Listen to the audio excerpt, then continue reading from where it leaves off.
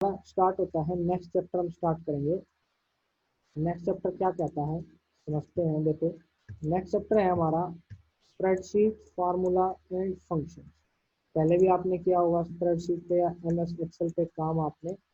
तो इसके अंदर जो हम पढ़ेंगे वो हम पढ़ेंगे कि स्प्रेडशीट क्या है, यानी हमारा एक्सेल सॉफ्टवेयर क्या है, उसके अंदर फॉर्मूले किसे कहते हैं और फंक्शन किन्हें कहते हैं। तो ये सारी चीज़ें हम इसके अंदर देखेंगे। जो जो टॉपिक हम इसके अंदर पढ़ेंगे वो हमारे जो टॉपिक्स हैं वो है हमारे सबसे पहले फॉर्मूला इन एक्सेल। एक्सेल के अंदर फॉर्मूला कैसे लगाएंगे, सेल रेंज किसे कहते हैं, सेल रेफरेंसिंग किसे कहेंगे, फॉर्मूले के अंदर क्या क्या एरर आ सकते हैं, कैसे हम एक नई शीट को ऐड कर सकते हैं, डिलीट कर सकते हैं और नेम को चेंज कर सकते हैं। इसी तरीके से कैसे फंक्शन एंड फंक्शन लाइब्रेरी को हम डिफाइन कर सकते हैं। तो ये सारी चीज़ें हम इसके अंदर चैप्टर 2 के अंदर हम पढ़ने वाले हैं। तो सबसे पहले जो हम पढ़ेंगे वो पढ़ेंगे आपका कि एक्सेल है क्या, कैसे काम करता है, वो चीज़ हम सबसे पहले इसके अंदर देखते हैं। तो जैसे कि आपको दिख रहा है सामने, आपको एक इस टाइप की शीट दिखती होगी। इसके अंदर आपके बॉक्सेस बने होते हैं बहुत सारे, टेबल के रूप में। तो वही हमारा क्या कराता है एक्सेल प्रोग्राम। और किस लिए यूज होता है, जब हमें कैलकुलेशंस करनी है, बहुत ज़्यादा कैलकुलेशंस हैं या बहुत ज़्यादा डाटा हमारे पास है, उनके ऊपर हमें कैलकुलेशन करनी पड़ती है। तो उसको हम क्या बोलते हैं आपका, उसी को हम क्या बोलते हैं आपके एक्सेल बोला जाता है, जिस पर्टिकुलर सॉफ्टवेयर में ये काम हम करते हैं, यानी कैलकुलेशंस को करने का काम। और ये सारी चीज़ें हमारी क्या कहलाती हैं आपकी एक्सेल सॉफ्टवेयर कहलाता है। तो सबसे पहले अगर हम पढ़ें तो इसकी देखो ऊपर दिया गया है कि ये Microsoft Excel is a computer program that is use to perform calculation and analyze data. कह रहा है जो एक्सेल प्रोग्राम है आपका कंप्यूटर के अंदर, उसका क्या यूज है, उसका यूज है कि कैलकुलेशंस को परफॉर्म करना। कैलकुलेशंस को परफॉर्म करना यानी कैलकुलेशंस को करना, और जो डाटा हमारे पास है उसको चेक करना कि क्या डाटा है, कैसा डाटा है, उसके अंदर कैलकुलेशन कैसे होंगी। वो सारी चीज़ें आपकी कौन करता है, आपका एक्सेल करता है। इसी के साथ और क्या कर सकते हैं हम, कह रहा है you can add, organize and remove data using Excel. Excel के अंदर हम डाटा को ऐड कर सकते हैं, उसको सॉर्ट कर सकते हैं यानी उसको सीक्वेंस में लगा सकते हैं, तो डाटा को रिमूव कर सकते हैं। इसके अलावा कह रहा है M S Excel provide many function and shortcut to manage huge amount of data. बहुत ज़्यादा डाटा अगर हमारे पास है तो उसको भी हम इजीली अपने एक्सेल के अंदर मेंटेन कर सकते हैं। इसके अलावा कह रहा है जो आपका डॉक्यूमेंट सबसे पहले जब आप एक्सेल ओपन करते हैं दिखाई देता है, उसको हम कहते हैं स्प्रेडशीट। क्या बोला जाता है, उसको स्प्रेडशीट बोला जाता है, जो सबसे पहला डॉक्यूमेंट हमें दिखाई देता है। ठीक, उसके बाद जो है कह रहा है it consist of rose and column. और ये जो स्प्रेडशीट है ये किन से मिलकर बनी है, आपकी रो और कॉलम से। ये आपकी जो ये जो ए बी सी डी है आपकी, ये जो आप देख रहे हैं ये आपके होते हैं कॉलम,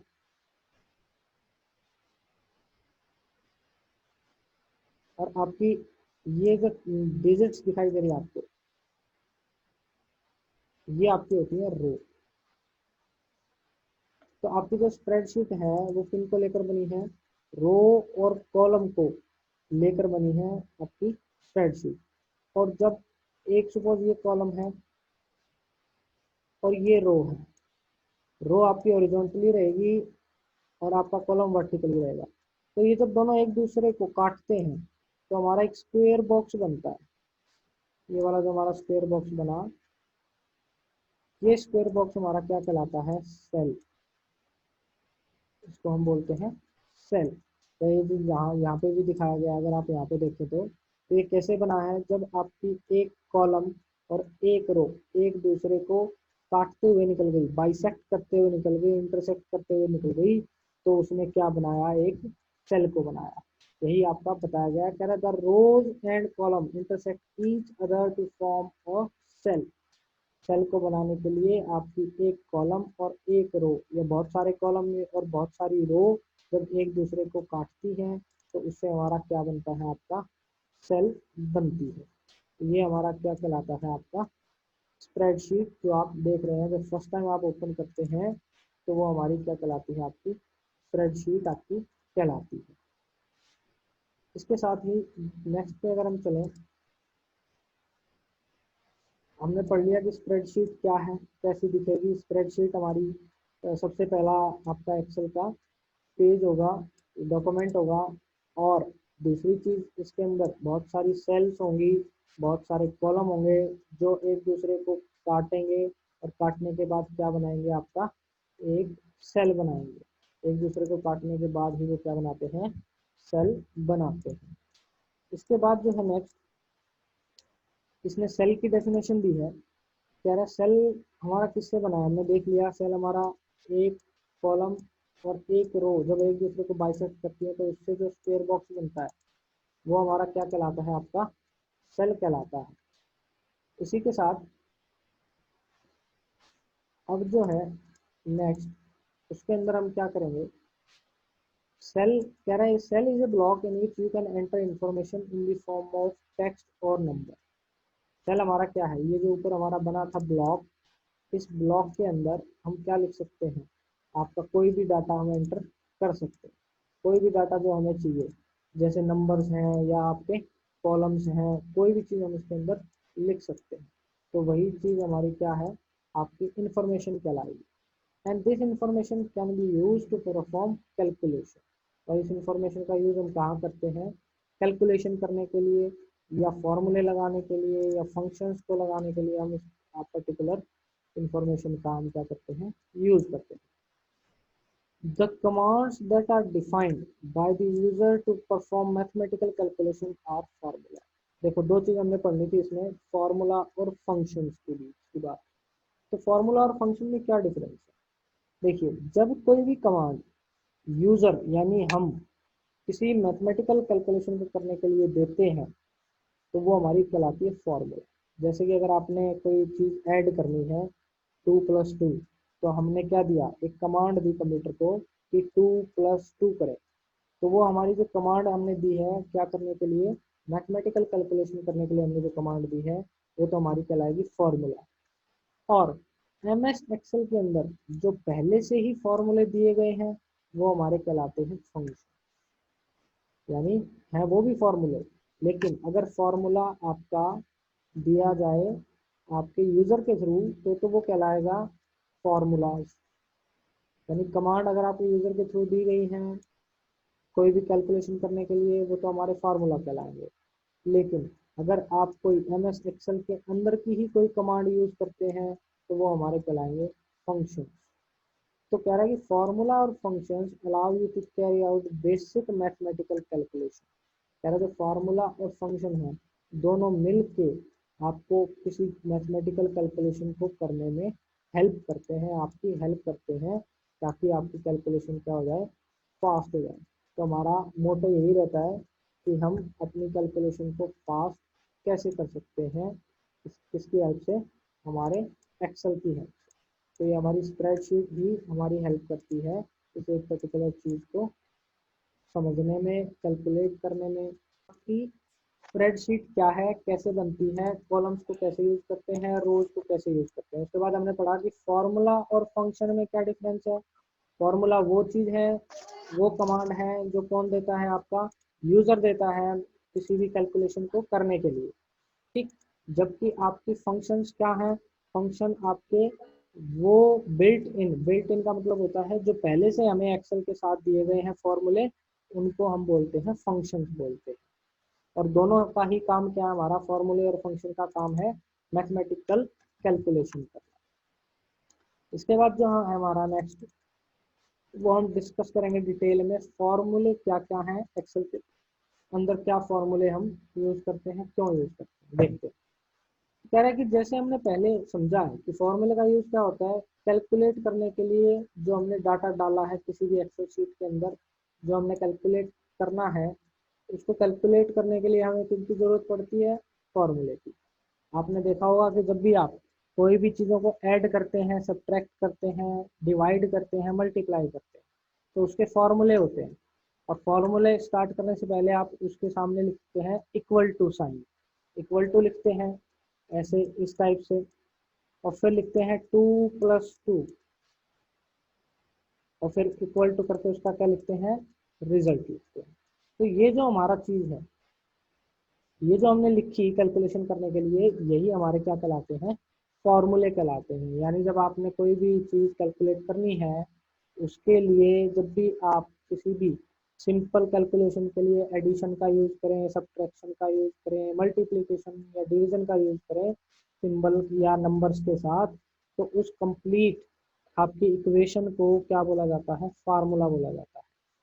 और इसके अलावा ये छोटी छोटी कैलकुलेशन तो हम कर ही सकते हैं, इसके अलावा हम बड़ी कैलकुलेशन भी कर सकते हैं जो कि हमारी कॉम्प्लेक्स होती है, यानी बहुत मुश्किल होती है, मुश्किल से मुश्किल आपकी कैलकुलेशन भी एक्सेल के अंदर इजीली हो जाती है।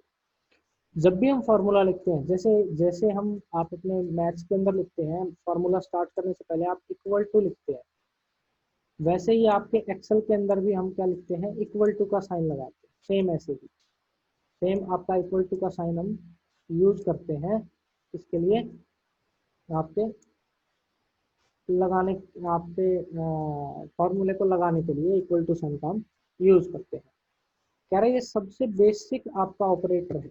ऑपरेटर कौन कौन से होते हैं, देखो ऑपरेटर उनके उनको बोलते हैं जो कि हमारी कैलकुलेशन करने में हेल्प करते हैं। कैसे, जैसे प्लस, प्लस हमारी हेल्प करता है ऐड करने में, माइनस हमारी हेल्प करता है सब्ट्रैक्ट करने में, मल्टीप्लाई हमारी हेल्प करता है मल्टीप्लाई करने में, और डिवीजन हमारी हेल्प करता है डिवाइड करने में। तो ये सारे हमारे क्या बोले जाते हैं, ऑपरेटर। और इक्वल टू हम लगाते हैं हमारे साइन के साथ, ये हमारे क्या बोलते हैं हम इनको, ऑपरेटर।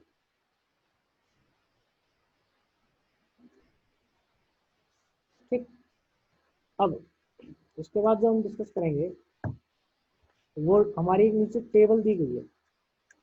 टेबल के अंदर क्या दिया गया है वो चीज़ समझ लेते हैं। देखो टेबल के अंदर हमारी दिए हुए हैं कि हमारी अलग अलग क्या क्या चीज़ें आपके एक्सेल के अंदर होंगी जिनको हम यूज करेंगे, क्या क्या एलिमेंट होंगे। देखो सबसे पहला एलिमेंट दिया इसमें सेल की रेंज, क्या दिया है, सेल की रेंज। तो सेल की रेंज को दिखाने के लिए हमारे पास क्या है, हमने अभी जो अपनी पुरानी अगर एक्सेल जो शीट है उसको निकालें, तो उसके अंदर अगर हम देखेंगे, इसी शीट में अगर हम बात करें, तो हमने यहाँ पे देखा था कि आपके एक तो ए बी सी डी होती है ऊपर, और एक आपके होते हैं नंबर। ठीक।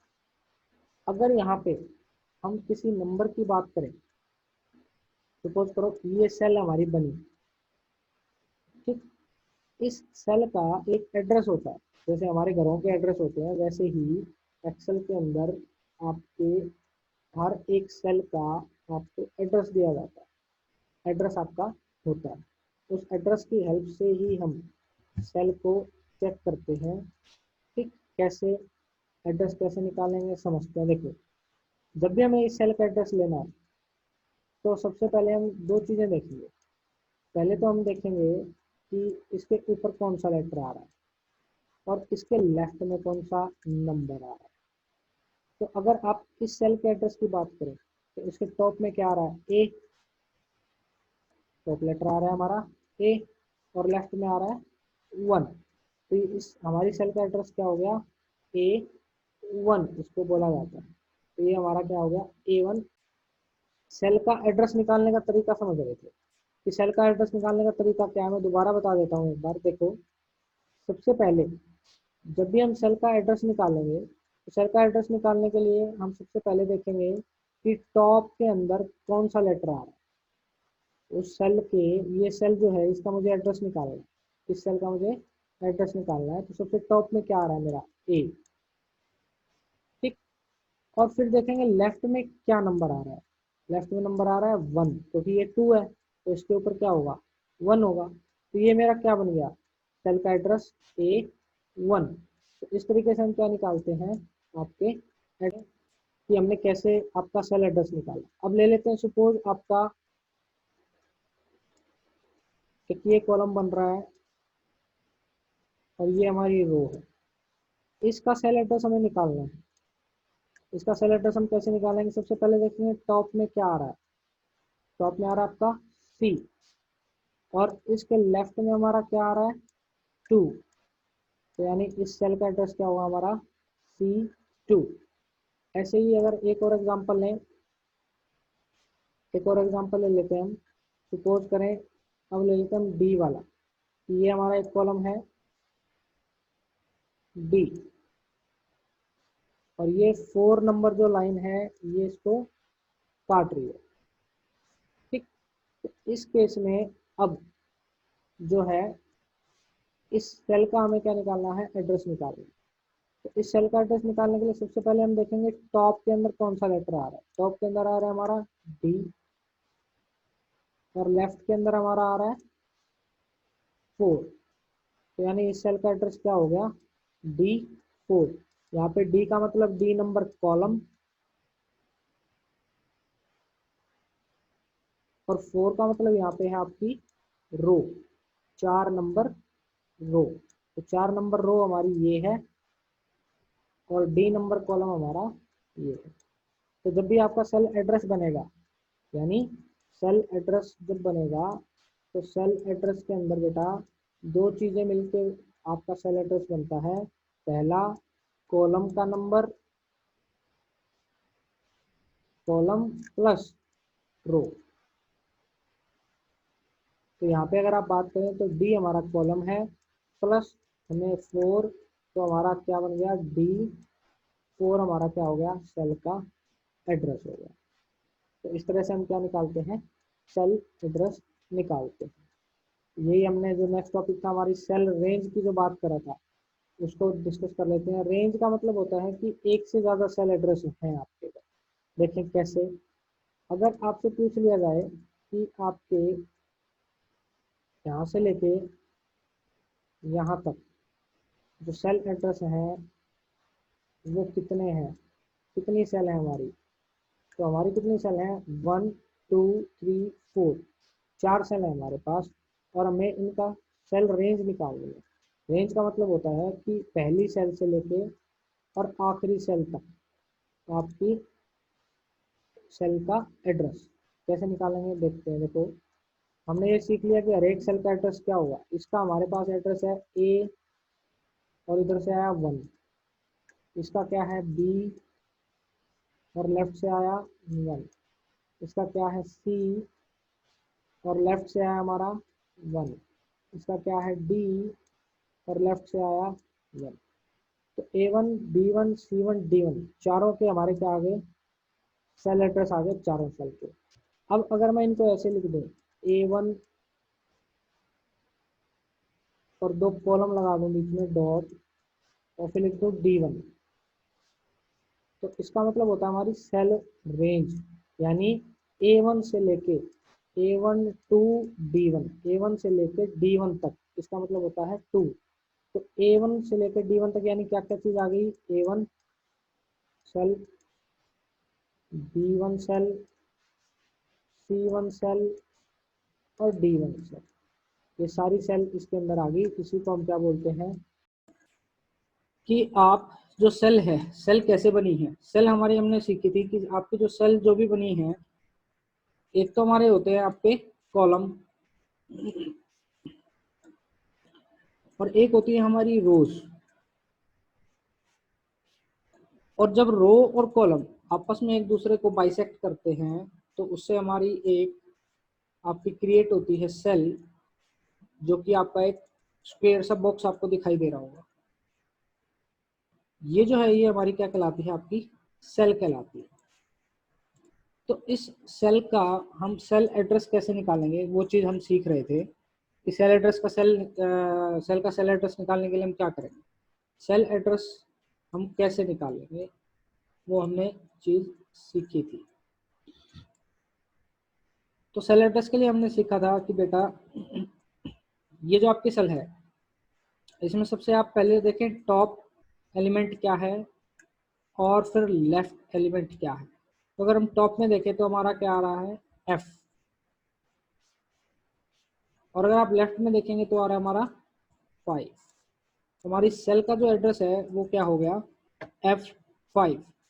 इसी तरीके से अगर हम इस सेल की बात करें, C कॉलम, हमारा हमने बना लिया C कॉलम, और 4th नंबर रो, ये हमारे ऊपर की साइड जो है ये ऐसे, ये हमारे कॉलम है और ये हमारी रोज है। तो अब एक कॉलम और एक रो ने जब बाइसेक्ट किया एक दूसरे को तो हमारी फिर से क्या बन गई, सेल बन गई। तो अब इस सेल का अगर हमें एड्रेस लेना है, इस सेल का एड्रेस निकालना है, तो हम सबसे पहले देखेंगे टॉप, टॉप में हमारा क्या आ रहा है, सी, और लेफ्ट में हम देखेंगे तो हमारा आ रहा है 4, यानी इस सेल का एड्रेस हमारा क्या हो गया, C4। ये हमारा क्या हो गया, एड्रेस हो गया इस सेल का। तो इस टाइप से हमने सेल एड्रेस निकालना सीखा था। इसके बाद जो था हमारा सेल रेंज की, इन्होंने बात की थी कि सेल रेंज क्या है। सेल रेंज के बारे में और डिस्कस कर लेते हैं कि सेल रेंज हम किस,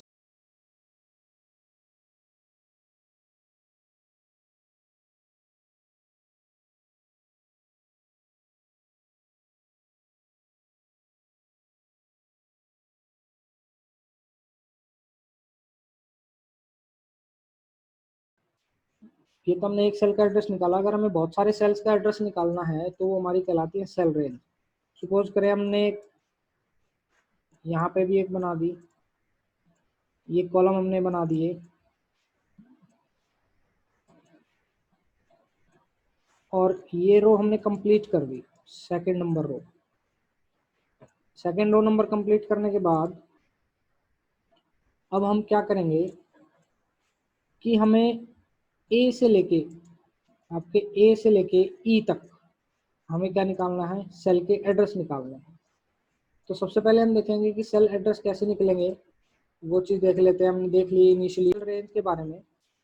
तो अब हमें पहले सेल की रेंज निकालनी है, सेल का एड्रेस निकालना है। तो इसमें अगर आप देखें तो सबसे टॉप में है ए और लेफ्ट में आपका आ रहा है 2।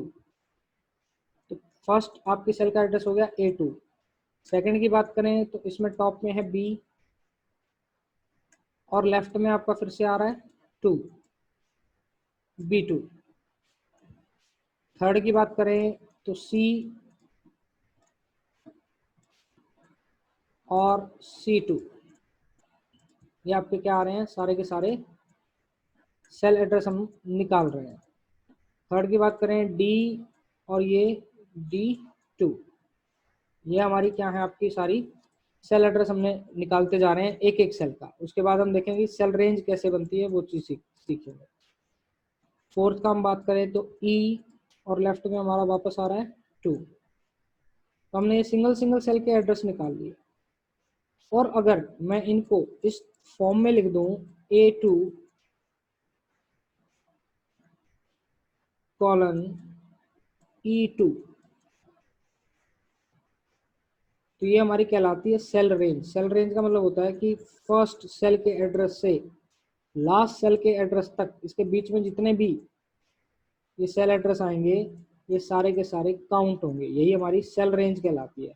यानी अगर मैं ए से लेके, ए मेरा इनिशियल है A2 और E2 पे मेरा खत्म हो रहा है, मैंने सिर्फ दो सेल एड्रेस लिए, एक पहले वाला और एक आखिरी सेल का, और उनके बीच में मैंने दो कॉलम लगा दिए। तो इसका मतलब आपके A2 से लेके आपके E2 तक जितनी भी सेल एड्रेस आ रहे हैं वो सारे के सारे आपके इसके अंदर कंज्यूम हो गए। तो इसको हम ये भी बोलते हैं 2, मतलब A2 से लेके E2 तक, A2 से लेके E2 तक जितने भी आपके आ रहे हैं सारे के सारे सेल एड्रेस, वो आपके इकट्ठा होने के बाद क्या कहलाते हैं, सेल रेंज बोले जाते हैं।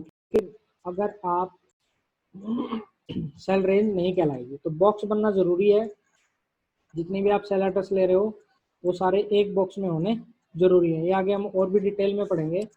तो अभी तक के लिए आप इतना ही समझ लो कि सेल रेंज आपका क्या है, बहुत सारी सेल्स का एक बॉक्स जब तक नहीं बनता। इसके बाद जो नेक्स्ट है हमारा एलिमेंट, वो है मैथमेटिकल ऑपरेटर। मैथमेटिकल ऑपरेटर यानी आपके plus, minus, multiply, exponent, percentage, ये हमारे क्या कराते हैं, मैथमेटिकल ऑपरेशन। यानी जब आपने 2 और 2 को प्लस करना है तो उसके लिए हम क्या यूज करते हैं, मैथमेटिकल ऑपरेटर्स का यूज करते हैं कि हम कैसा, कौन सा सिंबल यूज करें जिससे कि वो आपस में क्या हो जाए, ऐड हो जाए। तो यही हमारे क्या कहलाते हैं, मैथमेटिकल ऑपरेटर कहलाते हैं। इसके बाद जो नेक्स्ट है वो है कांस्टेंट। कांस्टेंट का मतलब होता है जिसकी वैल्यू फिक्स रहती है। फिक्स रहती है, जैसे आपने अभी क्वेश्चन करते होंगे मैथ में आप इसके अंदर अगर आप ऐसे लिखते हैं a इज इक्वल टू 2, यानी a की वैल्यू आपने क्या कर दी, फिक्स कर दी, a की वैल्यू हमेशा क्या रहेगी, 2 रहेगी। तो ये हमारे क्या कहलाएंगे, कांस्टेंट। यानी ऐसी वैल्यूज जो हमेशा फिक्स रहती हैं वो हमारी क्या कहलाती हैं, कांस्टेंट। फंक्शंस और फॉर्मूले का हमने डिफरेंस पढ़ा था कि फंक्शन क्या होते हैं, जो आपके एक्सेल के साथ पहले से दिए गए फॉर्मूले हैं उनका कलेक्शन हमारा क्या कहलाता है, फंक्शन कहलाता है। और जो भी हम फॉर्मूले अलग से यूजर लगाता है वो फॉर्मूले कहलाते हैं। अलग से कोई भी अगर कॉम्बिनेशन लगाता है यूजर किसी भी मैथमेटिकल ऑपरेशन को करने के लिए तो वो हमारे क्या कहलाते हैं, फॉर्मूले कहलाते हैं। फंक्शन आपके वो फॉर्मूले हैं जो पहले से बने हुए हैं और एक्सेल के अंदर सेव हैं।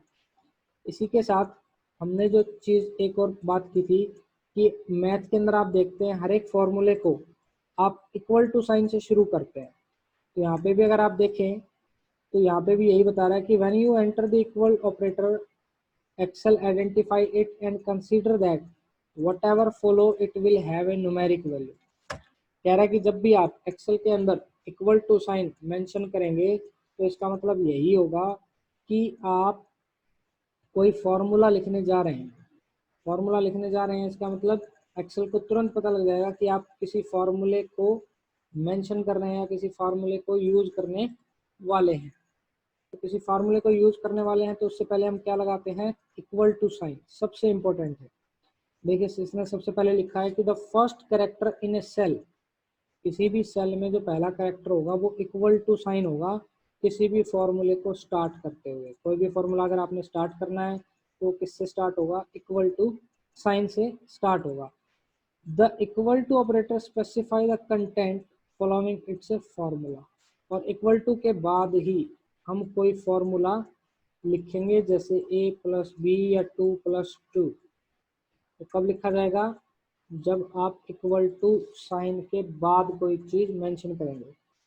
Correct, Excel will consider a formula if it is not precede by an equal to operator. Correct, अगर आप इक्वल टू साइन नहीं लगाएंगे तो एक्सेल उसको फॉर्मूला नहीं मानेगा, उसको एज ए फॉर्मूला नहीं लेगा, फार्मूले को, उसको फार्मूले को मानेगा ही नहीं। तो सबसे पहले आप इक्वल टू साइन लगाएं, फिर आप क्या करें, फॉर्मूला लिखें।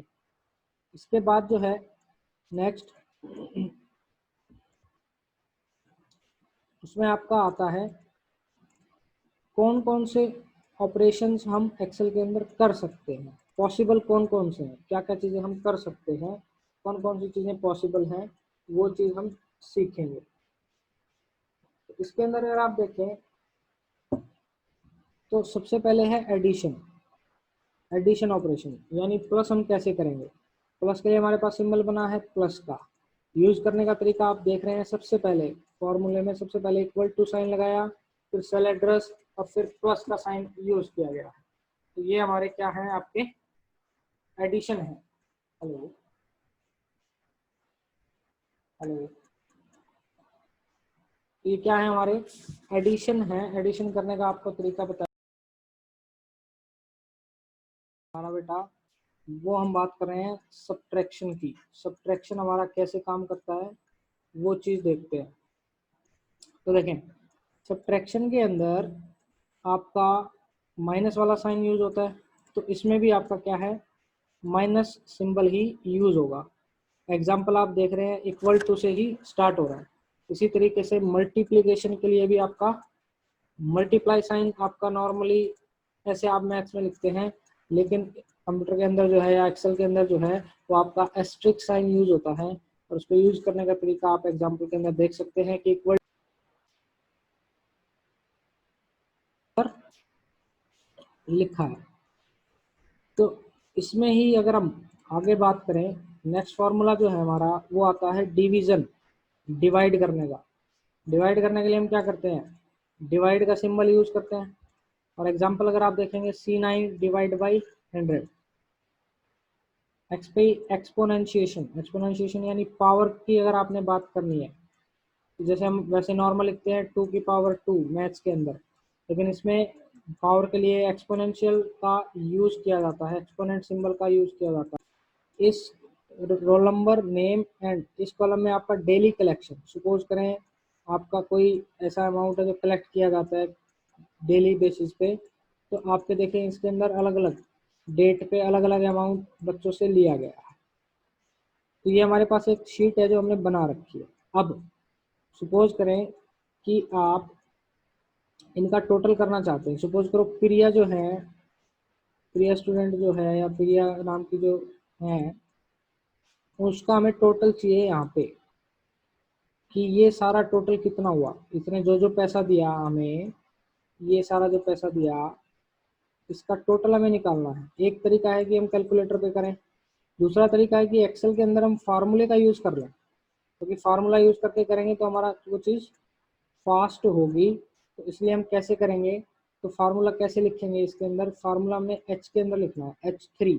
यहाँ से हमारा क्या है, सेल का एड्रेस निकालना है, तो ये क्या है H। और अगर लेफ्ट में देखेंगे तो लेफ्ट में देखते देखते हम पहुंच गए यहाँ पे, तो रो नंबर कितना आ रहा है मेरा 3। मेरा एक क्या है H3, H3 सेल एड्रेस हमारा। H3 के अंदर हमें क्या लिखना है, फॉर्मूला लिखना है। तो फॉर्मूला लिखने का मेरा तरीका है कि सबसे पहले हमने अभी देखा था कि सबसे पहले आप क्या लिखते हैं, इक्वल टू साइन लगाते हैं। इस सेल के अंदर मैं लिखूंगा सबसे पहले इक्वल टू, पहले मुझे ये जोड़ना है, तो सबसे पहले ये जोड़ना है। तो इसका अगर मैं सेल एड्रेस निकालूं 200 जहाँ लिखा है वैल्यू, तो इसका निकलता है C और इधर से 3।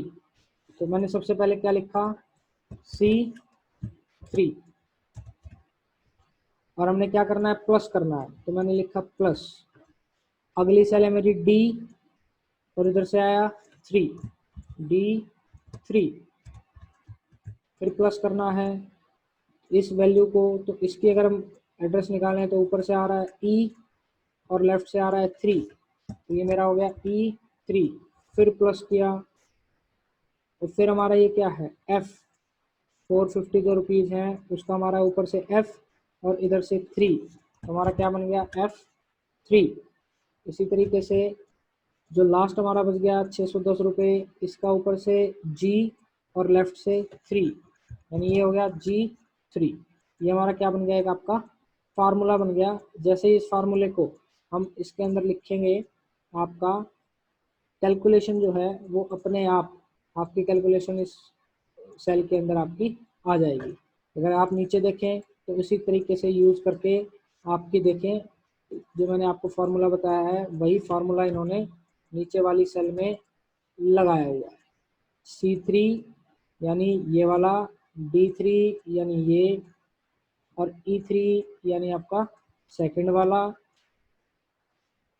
ये वाला F, और फिर G3, इन सब का इसने क्या किया है टोटल।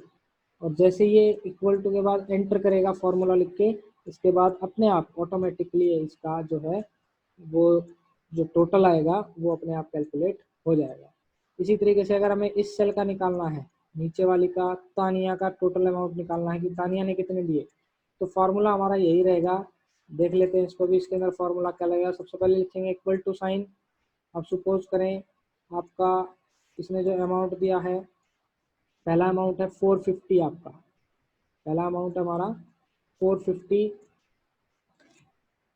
इक्वल टू लगाया हमने 450 की। अगर हम सेल की वैल्यू निकालें तो ऊपर से आ रहा है मेरा C और इधर से आ रहा है मेरा 4, ये हमारा हो गया C4 प्लस।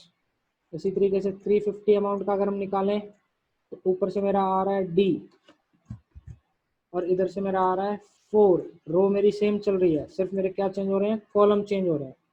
और ये 0, इसका निकालें तो E ऊपर से और लेफ्ट से 4। ऐसे ही अगर 650 इस सेल के लिए एड्रेस चाहिए तो F4।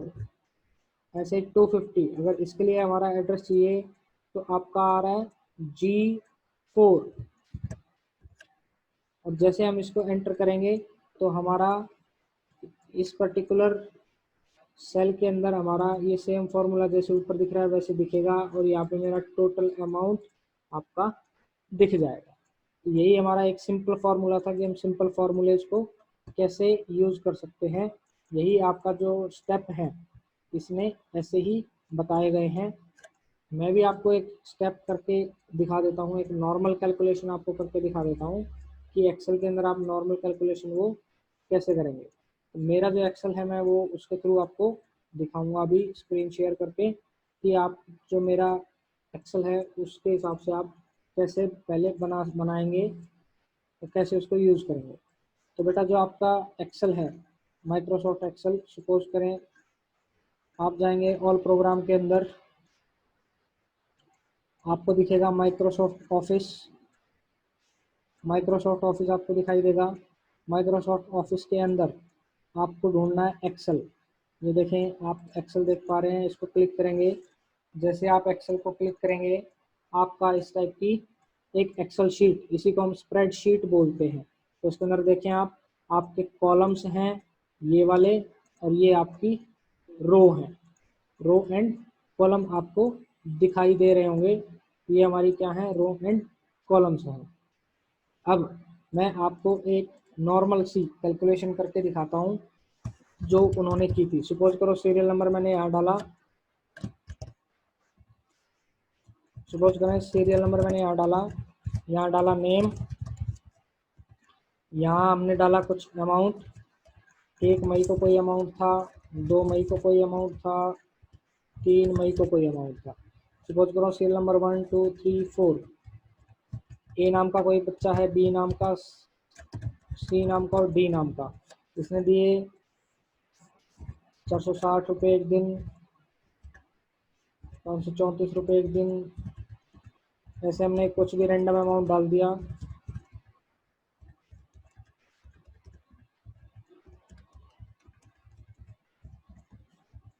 इस तरीके से कोई भी आप रैंडम अमाउंट डाल के एक नॉर्मल कैलकुलेशन हम करके देख सकते हैं। सपोज करो यहाँ मैंने बनाया टोटल का कॉलम कि ए जो बच्चा है, ए नाम का जो बच्चा है उसने कितने पैसे टोटल मुझे दिए, वो चीज़ मुझे देखनी है, समझनी है कि कैसे मैं कैलकुलेट करूँगा। मैं इसको थोड़ा सा बड़ा कर देता हूँ आपको दिखाने के लिए कि फॉर्मूला कैसे लगेगा।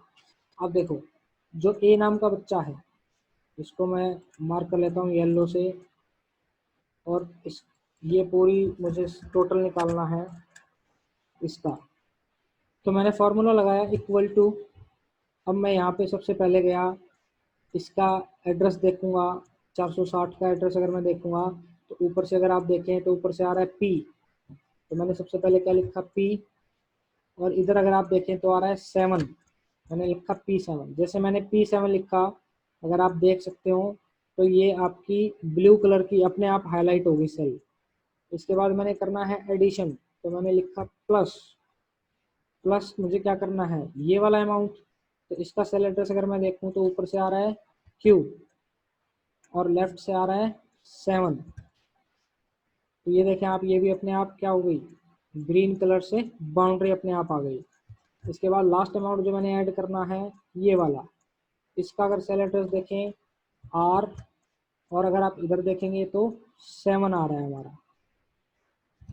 और ये लिखने के बाद तीनों अमाउंट मैंने ले लिए, 460 P7 में सेव है, 567 Q7 में सेव है, और 789 R7 में सेव है। इसको करने के बाद जैसे ही मैंने एंटर प्रेस किया तो देखें आप अपने आप टोटल आ गया। यहाँ तो आपको टोटल दिखा रहा है, लेकिन अब आप बोलेंगे सर जो हमने फार्मूला लगाया था वो कहाँ गया। तो जो वो फार्मूला हम लोगों ने लगाया था बेटा, वो आप देखेंगे कि ऊपर की साइड में, अगर आप देख पा रहे हो ऊपर की साइड, आप यहाँ पे आपका फार्मूला बार के अंदर दिखा रहा है। यहाँ पे सिर्फ आपको टोटल अमाउंट दिखाई दे रहा है, यहाँ टोटल अमाउंट दिखाई दे रहा है, और इसका फार्मूला कहाँ दिख रहा है आपको, फॉर्मूला बार के अंदर। इसी तरीके से आप नेक्स्ट का भी कर सकते हैं। एक और मैं आपको तरीका बता देता हूँ कि दूसरे तरीके से आप कैसे कर सकते हैं इसी चीज़ को, तो वो भी मैं आपको समझा देता हूँ। सपोज करो अब इस बी का हमें निकालना है, बी को हम अगर मार्क कर लें, बी को अगर हम इससे मार्क कर लें ब्लू कलर से, तो अगर हमें इसका निकालना है टोटल यहाँ पे, तो इसका कैसे निकालेंगे टोटल, देखो वही हमारा पुराना फार्मूला इक्वल टू हमने लिखा। अब या तो हम ऐसे कैलकुलेट कर लें जैसे हमने लास्ट टाइम एड्रेस कैलकुलेट किया था। या दूसरा तरीका है कि जो अमाउंट इसको हमने प्लस करना है, इस पर मैंने क्लिक कर दिया। जैसे मैंने इस पर क्लिक किया, देखो अपने आप यहाँ पे सेल एड्रेस आ गया। फिर मैंने प्लस का साइन लगाया, अब इसको अमाउंट को ऐड करना है, इसको मैंने क्लिक किया। जैसे इसको क्लिक किया, अपने आप सेल एड्रेस आ गया। ऐसे फिर मैंने प्लस किया और 908 को क्लिक किया, तो इसका भी सेल एड्रेस अपने आप आ गया। और जैसे ही मैं एंटर करता हूँ, मेरे पास क्या आ जाता है, आपका टोटल अमाउंट मुझे दिखा